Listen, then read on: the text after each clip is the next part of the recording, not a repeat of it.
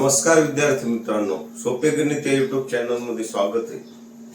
आज आपण भौमितिक रचना या पाठामधील महत्त्वाचे 2 प्रश्न पाहणार आहोत, जे परीक्षेला 4 गुणांसाठी असतात. त्या दोन्ही पैकी एक प्रश्न निश्चित पडणार, यात काही शंका नाही. फक्त फार काय होणार, काही संख्या बदलणार, नावे बदलणार, फक्त पद्धतीच प्रश्न तशा स्वरूपाचा. ओके, मग हा प्रश्न सोडवत असताना आपल्याला एक गोष्ट लक्षात घ्यायची की प्रथम याच्यामध्ये 2च जे प्रकार आहेत, त्यामधला पहिला प्रकार आहे बघा, असे जो 2 त्रिकोण आहेत समरूप की ज्यांची 3ही शिरोबिंदू परस्परापासून भिन्न आहेत. मग अशा वेळेस काय करायचं की आकृती काढताना आपल्याला सेपरेट 2 आकृत्या काढाव्या लागतात आणि दिलेल्या त्रिकोणाच्या मापावरून दुसरा जो त्रिकोण आहे त्याची मापे काढावी लागतात. तर ती कशी, मग लक्ष द्या. या ठिकाणी काय आहे, त्रिकोण ABC समरूप आहे कोण्या त्रिकोणाशी, LMN शी. म्हणून काय असतात, संगत बाजू या प्रमाणात असतात. मग संगत बाजू प्रमाणात म्हणल्यावर काय, AB च्या प्रमाणात LM, BC च्या प्रमाणात MN आणि AC च्या प्रमाणात LN. आणि यांचं प्रमाण पण किती दिले, 5/4 दिले. सर्व बाजूंना एकच प्रमाण लागू. इतकं लक्षात आलं. बाजू कशा मांडल्या, प्रमाणात. जर कोण असेल तर ते कोण एकरूप असतात. मग बाजू प्रमाणात, मग कोण्या बाजूची माप दिलेली, AB चं माप दिले किती, 5.5. LM काढायचे. BC चं माप दिले 6. MN काढायचे. AC चं माप किती दिले, 4.5. LM काढायचे आणि यांचं प्रमाण आहे 5/4. आता एक माप काढू आपण, काही अवघड नाही. पहिली जोडी घेऊ, कोणती, 5.5 आणि LM. आणि यांना सर्वांना प्रमाण हे लागू आहे, सेम 5/4. यांचा तिरपा गुणाकार जर केला आपण तर 5.5 गुणिले 4 आणि हे 5 जे भागाकारात येतात आणि बरोबर काय राहिलं, LM. ओके, तर 5.5 ला भाग द्यायचा, म्हणजे 5 दशांश, परत 5 गुणिले 4 बरोबर LM. तर 4 ने यांना गुणलं तर 4 दशांशला दशांश बरोबर LM. म्हणजे LM किती आला आपलं, 4.4.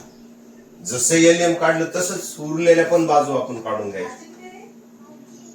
मग उरलेल्या जर बाजू आपण काढल्या,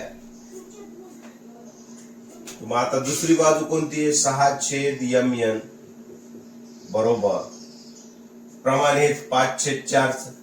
मग यांचा तिरपा गुणाकार, sin चौक 24 बरोबर 5MN.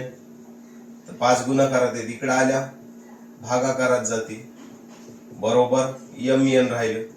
5 ने 24 ला भाग द्यायचा,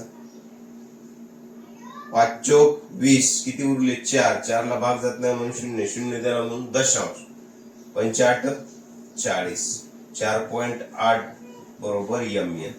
हे झालं दुसरं माप. आता कोणतं राहिलं आपलं, आता राहिलं आपलं तिसरी जोडी, कोणती, 4.5/LM बरोबर प्रमाण 5/4. यांचा पण तिरपा गुणाकार करायचा. तिरपा गुणाकार केला तर 4×5 20, हातचे आले 2, 4 चौक 16 आणि 2 18. एका स्थळानंतर दशांश म्हणून 18. आणि हे 5 भागाकारात घ्यायचे, बरोबरीत काय ठेवायचं, LM.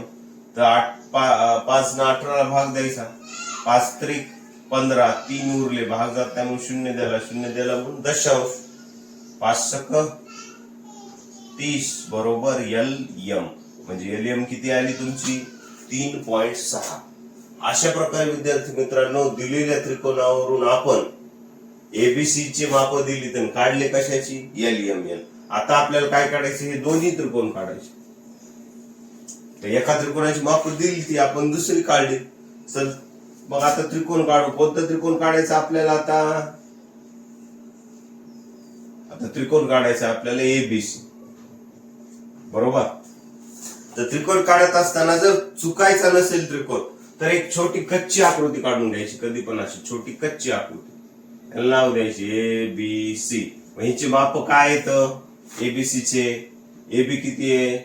AB 5.5, BC किती आहे? 6 आणि AC किती आहे? 4.5. ही झाली कच्ची आकृती. तर या कच्च्या आकृतीला नाव द्यायचं कच्ची आकृती, बरोबर. आणि याच्यावरून पक्की आकृती काढायची. मग प्रथम पाया टाकायचा. किती पाया आपला? 6. मग BC टाकला 6, बरोबर. हे 6. त्यानंतर बी पासून ए किती अंतरावर आहे? 5.5. तुमच्या कर्कटकामध्ये 5.5 अंतर घ्यायचं आणि बी वर आणीदार टोक ठेवून कर्कटकाचा असं चॉक मारायचं. आता सी पासून ए किती अंतरावर आहे? 4.5 वर. मग कर्कटकामध्ये 4.5 अंतर सेट करायचं, असं एक चॉक मारायचा. ज्या ठिकाणी ते दोन्ही चॉक परस्परांना छेदतील तिथे ए बिंदू द्यायचा. तर ते ए बिंदू असं जोडून घ्यायचं. ओके. सी पण जोडायचा. सी किती आहे? 4.5 आणि ए बी किती आहे? 5.5. या ठिकाणी ही आकृती झाली परफेक्ट, पक्की आकृती. आता दुसरा त्रिकोण काढायचा. कोणता त्रिकोण? LMN. त्याची पण एक छोटी कच्ची आकृती काढायची, कच्ची आकृती. नाव पण द्यायचं त्याला. तिथे तुम्ही रफ वर काढले तरी चालते, काय प्रॉब्लेम नाही. पण LMN ची माप कोणते येतं? LM किती आहे? 4.4. त्यानंतर MN आहे 4.8 आणि हे आहे 3.6. तर ह्या आकृतीकडे बघून पक्की आकृती काढायची. तुमच्या स्केलला अगोदर तुम्ही काय घेणार? पाया घेणार. किती आहे पाया आपला? MN किती आहे?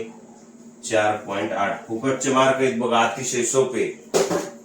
त्यानंतर M पासून L किती अंतरावर? 4.5. पहिल्या कृतीनुसार कर्कटकात अंतर सेट करायचं 4.5, चॉक द्यायचा. पुन्हा N पासून L आहे 3.6 वर.